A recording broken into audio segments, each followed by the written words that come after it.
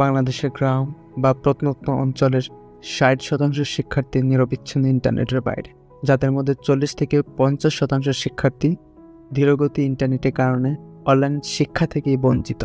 উন্নত শিক্ষার অভাবে ঝরে পড়ছে আমাদের কোটি শিক্ষার্থীর সব। আর শিক্ষার এই ফাঁক পূরণ করতেই বিশ্বাস, প্রতিশ্রুতি আর স্বপ্ন পূরণের এক অদম্য শক্তি নিয়ে বিদ্যাপাঠ ছুটে যাচ্ছে গ্রামে গ্রামে, প্রতিটি ঘরে শিক্ষার আলো পৌঁছে দিতে। বিদ্যাপাঠ সুবিধাবঞ্চিত কোটি শিক্ষার্থীর আস্থার জায়গা।